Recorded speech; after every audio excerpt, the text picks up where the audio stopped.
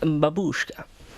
Hey everyone, Metris here, and today I want to talk about something that really pisses me off.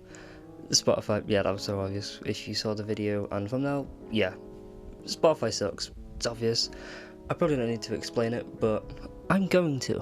There's various reasons why Spotify is bad, and I'm not only going to talk about that, but why also you should use other streaming services and why physical media is the best. For anyone watching, I presume the majority of you do use Spotify, and I can see why, to be fair, because again, most of all songs out there are on Spotify, so it makes sense just to have it, and given the fact that you spend like a monthly subscription to have constant access to all that ad-free, it's a pretty decent deal if you don't want to be paid. Yeah, Spotify really hates paying people whatsoever. I mean, I think it's doing a bit better with songwriters lately, but that's probably a bit. The amount of money they don't pay is insane to songwriters and the artists alone. Like, with anyone else involved in a song, they're probably getting paid even worse. Like, the labels will be getting a decent amount, probably not as much as from like sales from LPs or CDs, but they'll still get a decent amount. And like the higher ups at Spotify, they'll be getting a shit ton of money, they'll be taking so much of the revenue, and all the artists and songwriters and whatnot, they're getting fuck all. In general with streaming services, they don't pay the most to artists and whatnot, but it's diabolical with Spotify, to be honest. But it's expected of you to like constantly push out this like shit of quantity over quality just to break even. Like, you see all these like AI songs getting big now, and like there's a constant amount of AI songs, and Spotify loves this because again, they consider they consider quantity superior to quality, all for the sake of the algorithm. Like, you'll see like all these AI songs and playlists of artists going up in charts and everything. Like, even on radio in UK, they're promoting that shit. Why BBC? Fuck you. It suits Spotify really well, and even though they've had a lot of controversy for it, it's not going to go away anytime soon. It will probably it is on other streaming services, but again, it's most prevalent on Spotify, and they don't really fucking care. They'll keep using AI songs forever. And not only that, Spotify like to put money into AI military. Yeah. When the world is as fucked up as it is already, what is Spotify's answer? Make it worse by putting money into fucking AI military. What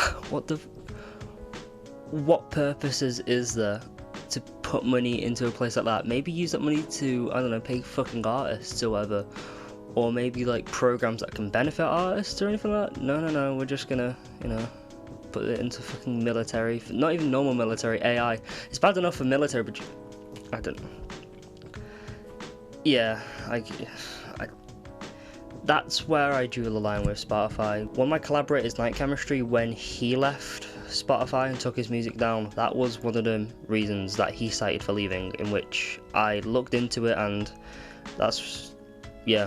that made me want to leave as well, because why would I want to be on a service that not only hates its artists, but also just why would I want to be on a streaming service that not only hates and dehumanizes artists, but also puts money into really bad places that do anything but benefit humanity? I'm grateful that artists like Massive Attack, they've took their music from Spotify, which I'm very grateful for, but in general, not enough artists are doing that. The fact that smaller artists like Night Chemistry and myself have to do that just to, I don't know, be a voice of reason. Why should it just be the tiny artists? I mean, I know that it won't be as bad for me because I'm not making much money, but like, so that's 4 years of history. Like, the first track I released on Spotify was when I was still in high school. So the fact that I have to take all that history down just because of I have morals somewhere. Why can't other artists do that? I mean, to be honest, I understand why some independent artists will not do that, because again, livelihood and whatnot, I get that, but artists like Taylor Swift, The Weeknd, other artists I can't think off the top of my head, fucking Oasis or some shit, why can't they do it? They're probably money hungry, which I was going to say fair dues, but no, it's not fucking fair dues. If they had any morals at all, they'd take their music off Spotify and make it way easier for people to access their music. But yeah, it seems like for the most part they don't seem to care. So in that case, I do appreciate artists like Massive Attack having some morals to take their music down from services that, are harming artists in that way, financially and whatnot. but more should step up. And in that regard, I think also the issue is the audience or people listening. So in my music production class, almost everyone in the class like recognizes, oh yeah, Spotify's bad, they do all this horrible thing, but they all use Spotify anyway. I can't blame them, to be fair, because until like half a year ago I was the same thing, where I always used to use Spotify for stuff as well. I didn't have premium, I'm fucking poor, but I used it like everyone else until like half a year ago when, you know, I actually did research into why Spotify's bad. But it seems like a decent amount of people know the flaws of Spotify anyway, but are at most they're indifferent, or at worst they're blatantly ignoring it. Again, I can't blame you people that use Spotify, because one, I did it myself, and two, my brother made a good point of why people use Spotify over like physical media, where it is just easier because you get all this stuff for like either free with ads, or you pay a set price every month and you have almost all these songs, and it's so much simpler and streamlines the process. But again, not even the audience benefits, because in a way, how Spotify prioritizes playlists and whatnot and specific songs over albums and EPs and listening to songs in whole, stuff like Spotify and TikTok has forced artists to rely on quantity over quality, releasing songs that are a lot shorter. I've noticed a lot of artists I used to like make songs that are way more commercial, they release it way more frequently, and songs are like sometimes barely even 2 minutes. Again, Spotify loves playlists and prioritizing them over, you know, listening to specific artists or their discography itself, because again, it catches a wider net of listening to music, so you know they can more easily fill out the playlists or whatever library you listen to with generic slop. It's fucked up. And it just encourages passive listening, to be honest. Like, I've noticed this with some people I know of, like, they'll just have the music on in the background and not even care what's on, just because it's on like a set playlist or whatever. They might not even know what a song is on, but as long as it fits the aesthetic of what they're listening to, it's like, at that point, Spotify's just molding people to care less and less about music. At that point, it's little more than pink or white noise. As long as it's there, as long as it's constant, as long as it's playing, that's fine by Spotify. But it's not art, it's just slop at that point. No one's actively listening to specific details of the track, because they don't need to. As long as it's there, that's enough. But it isn't enough. So given how depressing Spotify is, what are some streaming alternatives? Well, I'm glad you asked, because I don't care. Well, to be honest, many streaming services aren't doing much better than Spotify these days. Like, in particular, SoundCloud used to be like pretty good for being something like indie artists would use, but these days, SoundCloud fucking sucks, to be honest. Like, the amount of ads that it plays is probably even more prevalent than Spotify.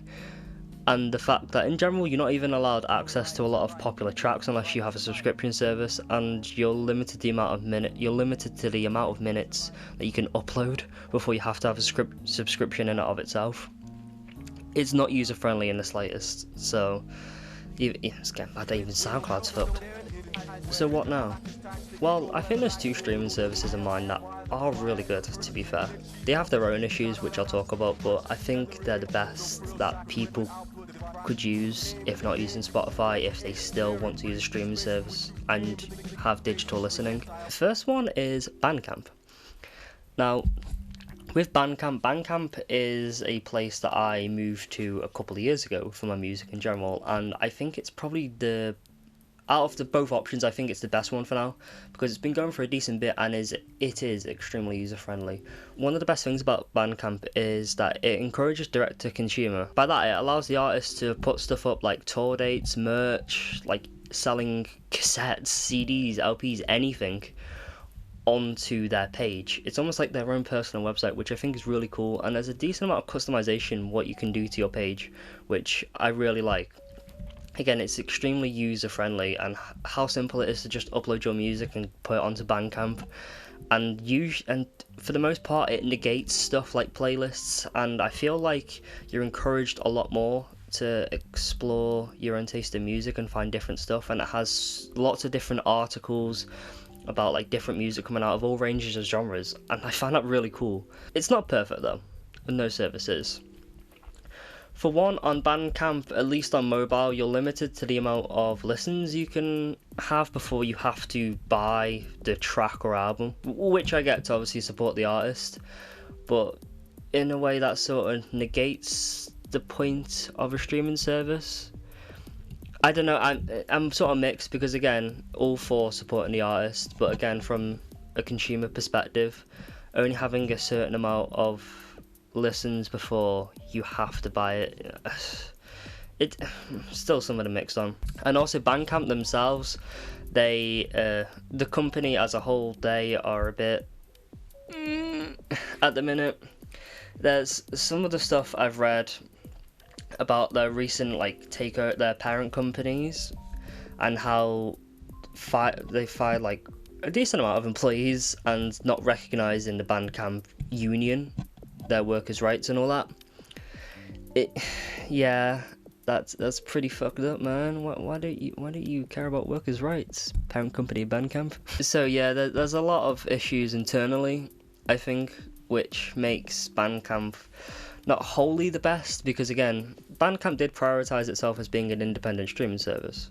But when you get bought out by Epic Games, that's not independent, is it? I think Bandcamp is a solid pick, mostly for the artist, for uploading their work and various, like, anything really that they can promote. I think that's really cool. Less so on the consumer side, because it's not the most user-friendly. It is more so on, like, desktop and PC, less so on mobile, I'd say. And the second one is Nina Protocol. This is one I found very recently and I think is quite unique and cool. For one, it's independent Bandcamp, and two, it's, I don't know, I just like it a lot. Like Bandcamp, it encourages a lot of exploration and finding your own music, unlike Spotify, which I appreciate, because I've already found like a decent amount of new artists from Nina Protocol, which I think is wonderful. And sort of like Bandcamp, it has like a bunch of news articles like discussing like different music and even like interviews, which again, for finding independent artists, I think that's pretty sick. In general, again, it's quite easy to upload your work and all that. It's not as direct to consumer as Bandcamp, because I think Bandcamp does that a little better,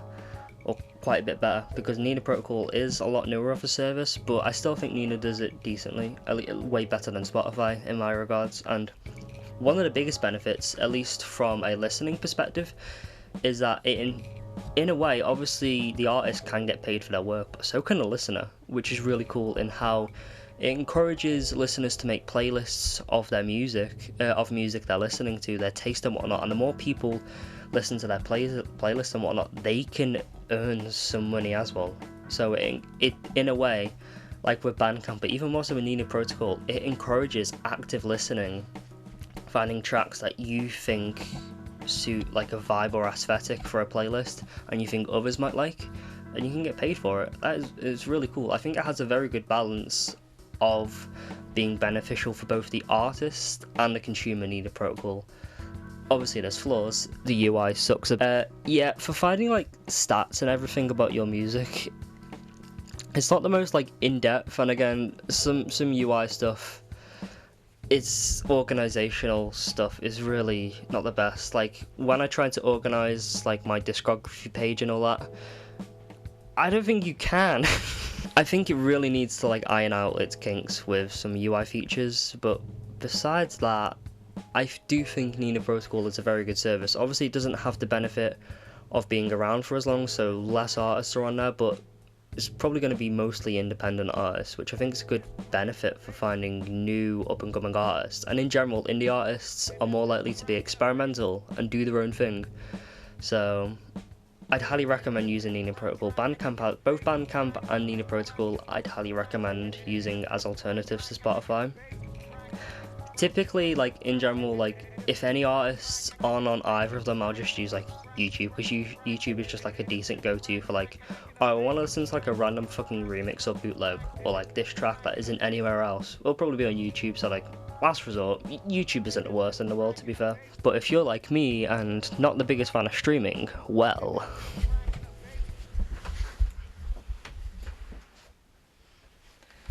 physical media, baby. So over the past year or so, I've really gotten into physical media collecting. Like before I started collecting CDs, I probably had like 5 at most, Now I'm maybe approaching 150. So that's definitely more than a CD a week, maybe like 2 or 3 CDs in a week. And as a part-time hobby, I like to burn CDs for myself and my mate as well, like even making custom covers. Stuff like that's just like really cool. But yeah, I'm if I could show you right now, even in my small ass room, I have quite a collection of CDs already. It's alarming. Oh no. But yeah, physical media is like probably the best way to support an artist, I think. In an age where streaming is so prioritized and artists are getting paid so little, stuff like merch, CDs, LPs, cassettes, or even going to tours, it's one of the best ways to support an artist. Maybe not as much as direct to consumer on like Bandcamp or Nina, because I think that way artists can obviously more directly get paid for their work, as obviously with physical media, what buying online for like HMV and whatnot, because HMV sucks, labels are obviously going to get a share. But I still think it is a relevant and pretty cool way to support an artist. Not only that, just to discover your own music taste, like going to second-hand CD shops or going to charity shops. It's such a cool way to discover music. For instance, okay, so one of my favourite stories involving CDs comes from this little album called Hobo Rocket by Pond. It's fucking cool, and only £5. So, I like walking, and one time I did this like stupid long walk to my granddad's, which was about 5 hours, and near his I stumbled across like a random CD shop. I wasn't even planning to go there, but I just found this place, and I did buy like 4 albums that day. I know one of them was Empire of the Sun's first album, something by Ben Folds. I forgot the other one. And this, I bought it mainly because like the cover looked really cool, but I was taking a risk. I never knew who Pond were before. And I'm glad I bought them because they are probably one of the best psychedelic rock artists ever. And I didn't even know this until after I bought it and researched. This album was, and a lot of Pond's older stuff was produced by Tame Impala. He's a better producer than he is a solo artist, I will say that. Please listen to Hobo Rocket, it fucking rocks. Odama, like fucking, most of the songs are masterpieces, like Giant Tortoise, but Odama especially, oh my fucking god, Zan man. I could talk about Hobo Rocket all fucking day. It's only 7 tracks, but it does so much in so little time. But like, that's a cool ass experience for finding a new artist, don't you think? Like, it's way cooler like discovering a random artist in a random second-hand shop than just, oh, I'm just going to randomly go to a different playlist and, oh, look what Spotify gave me, it's Hobo Rocket by Pond. It's way more boring and it's less adventurous. I think with CD collecting, it encourages a lot more risk taking with finding new artists, and obviously not every artist I've bought that I didn't know is great. I know. I like the risk because sometimes you find some of your favourite artists, like just off the top of my head, artists like Air or Groove Armada, which an older list, people from like the 70s or 80s, I'm probably dissing them now, they will probably know who Groove Armada and Air are, but I didn't until randomly going to charity shops and finding their CDs for like £1 or £1.50, and I fucking love them now. Oh my god. But there's so many like cool ass like CDs or whatever that you can just find anywhere and discover your own music taste. I feel like I've had a more concrete understanding of what music I like just from randomly exploring all these different places. I mean, like another, off the top of my head, another like random CD story, me and my mate were in London now, and the amount of CDs I bought that day I'm not going to discuss because it's very sad. But in like a random charity shop, like I found Radiohead's Pablo Honey for 20p. 20 fucking p, oh my god. Like, it's so rare to find like Radiohead in the wild. Like I made it my mission to not get any Radiohead albums from HMV, mainly because HMV fucking sucks, and I just think it's a cool challenge. It's very difficult, but like finding Pablo Honey that cheap, it was fucking incredible. Like, I was like so shocked when like the person at the counter was like, I thought it'd be like at least £1 considering it was like a charity shop. Like, no, 20p. I was like, what the fuck?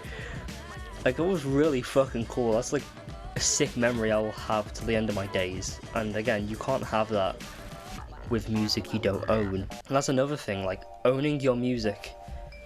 Do you not realise how important it is to have something physically? I think people are losing I think people don't care about owning stuff as long as it's there.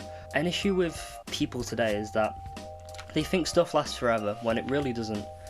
Like, even stuff physically, it's not going to last forever, but as long as you have it here in your hand or just anywhere else physically, it's going to be a constant, at least for now. But on streaming or elsewhere, you know how easy it is for a label or like an artist to just take their music down and bam, it's gone forever. Like, how are you going to listen to it now? Exactly. And like, it's just a cool memento to have, to like build a collection of artists that you like and enjoy and savour.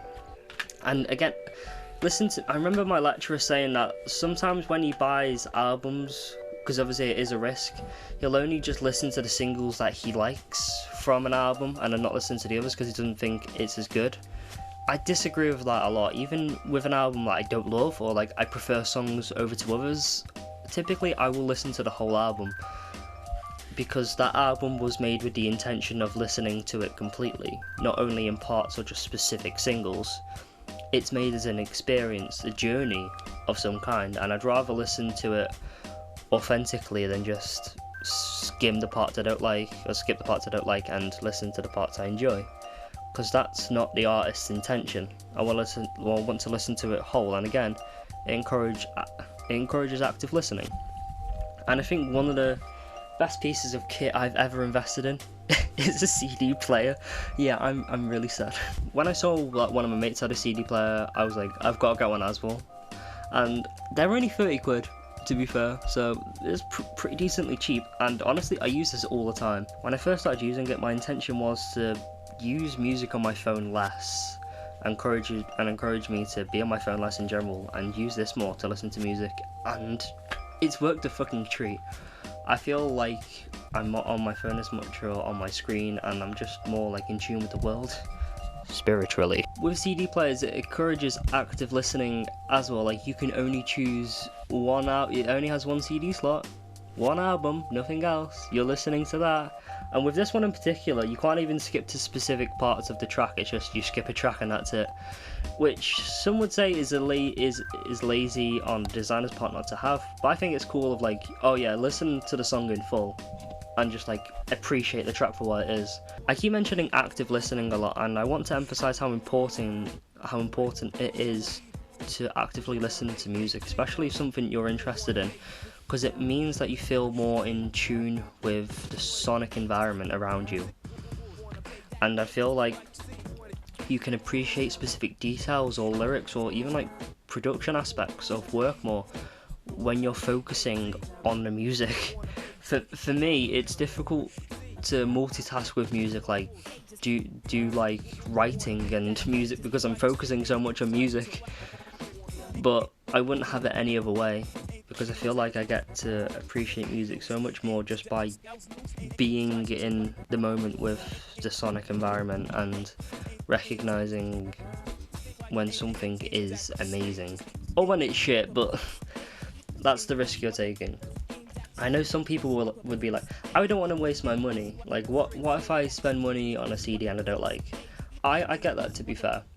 That's why I'd like recommend going to second-hand CD shops. Well, like if you take a risk and you buy a CD you don't like, appreciate the fact that you were a bit adventurous in trying to like expand the horizons with your music taste. Like, yeah, like it wasn't an artist you liked. That happens to the best of us. Like, the amount of times I've bought an album that I didn't love, like, that's still in your collection. That's pretty cool. You've got it physically, and for every time you'll find an artist you don't like, you'll find a new artist that you'll really love. I promise you that. And even stuff like, you know, listening to music on cassettes having a big comeback, which I think is really cool. I would love to own some stuff on cassette, but it's very difficult because there's barely any like cassettes out there.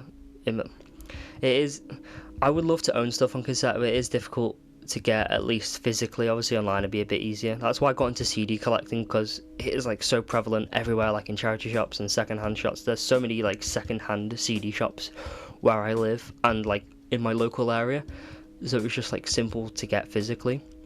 And with vinyl, I think vinyls is pretty cool, but the market and how much it costs, well, especially for new ones, is fucking horrendous. I think it's bad with CDs, but especially for vinyls, because again, that's having a revival, and I think that's really cool, but the amount it costs is fucking absurd, to be honest. I don't think vinyl should be costing as much as they do.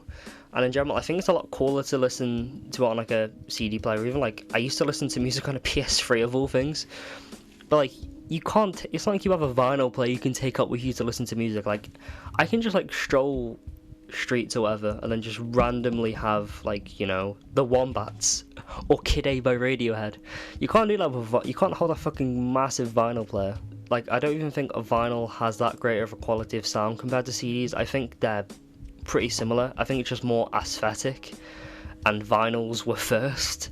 People set in their ways, but like, I still appreciate vinyl because it is a part of physical media that should be recognised and appreciated and bought, but not at expensive prices. I guess we're at the conclusion now. Yeah, Spotify sucks. I shouldn't have to explain why Spotify is bad, but obviously in the video I did, and I hope this is the final wake-up call for people that use it to not use it anymore, and just encourage them to try another streaming service. At this point, I think a lot of people that use Spotify and not others are a bit lazy because they know the issues of Spotify and all the AI stuff, and AI in general is fucking up the world. Like, it's taking up so much resources and is speeding up the planet dying. And people using Spotify just mindlessly listening to music, even just like having music they want on, using Spotify is actively killing the environment. And I know a lot of people probably didn't know that, but they know the flaws of Spotify and how it doesn't care for its artists. So why be part of the problem? In general, I don't really see many huge artists ever leaving Spotify. I think a lot of stuff will stay the same. I can't see like a huge revolution going on in the future, to be honest. I know that's a bit morbid, but I think the only way for the industry to get better starts with the listener.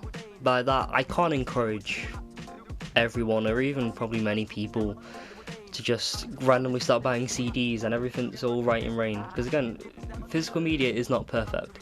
I think a good in-between of using streaming services and physical media is the best way about it, because you can't have every single song on physical media. That is just like impossible. So I feel like using indie streaming services to support artists that don't have stuff on physical media, whilst supporting artists that are on physical media, to have a good balance of the two.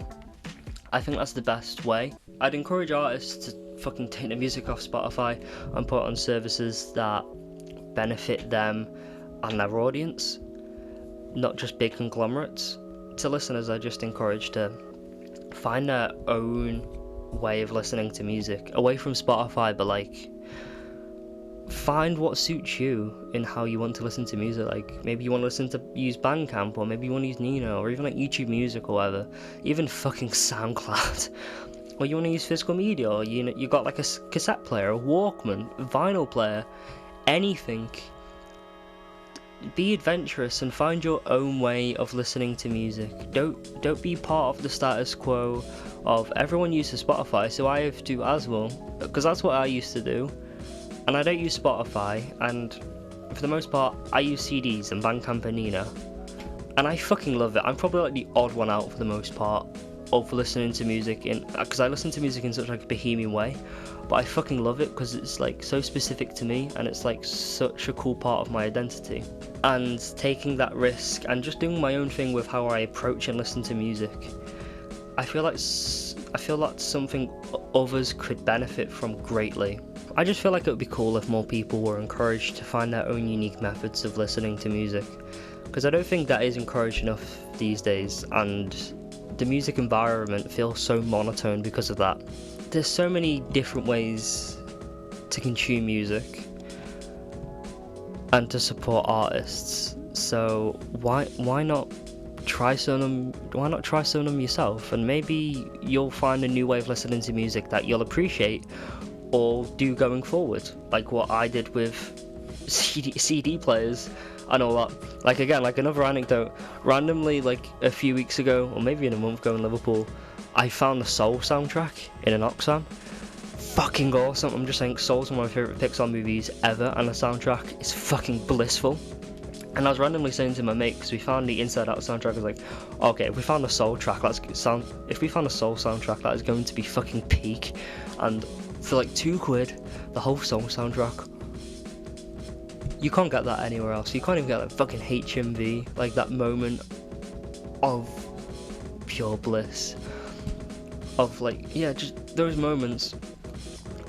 They can't be replaced, and you're definitely not going to get that on Spotify. And I got that just from doing my own thing and being distinct from the crowd and exploring my own way of music consumption. And I feel like if other people did too, well, I don't know, maybe the music industry might be a bit better, but at the very least it'd be a lot more interesting, don't you think? To be honest, I've surprisingly enjoyed rambling a decent bit, because it is a topic I feel very strongly about. And any excuse to dog on AI or Spotify, yes please. I sort of like doing this stuff, so if you all want me to keep doing these discussion rant type videos, let me know if you want. I don't know. I sort of like doing unscripted stuff because I do plan a bit, like I've got notes of what to say, but for the most part it's just like a general thing of like physical media, owning music, and then I just get to do my own thing, because if I just did it from a script it'd feel less real, and this is just live me talking to you all about random stuff off the cuff. I don't know, it means my thoughts aren't fully collated, but it feels like it's more human that way. So that's probably a good benefit, at least. I'd be down to like do more of these types of videos if I found more topics I'd find interesting, or if you wanna recommend me some topics to talk about that I might find interesting. But yeah, if you enjoyed, I don't know, thumb upwards. Oh god, it's an upwards thumb. Yeah, if you could, up the thumb, subscribe as well. Subscribing would be awesome. Comment, if you've made it this far, comment Bentley goat, okay? Comment Bentley goat, okay. And generally, thank you for watching this video, and I hope you took some useful information from my ramblings, and I don't know, I'll see you somewhere. Ciao. Oh my god, it's Noxy, guys. Do you want to say hi, Noxy? Hello. Do you want to... Oh, we have a Rowlet, but I prefer to call this little fella Hootsifer, because Hootsifer's the fucking best. And look what Hootsifer's got on. Yeah, I made Hootsifer a furry.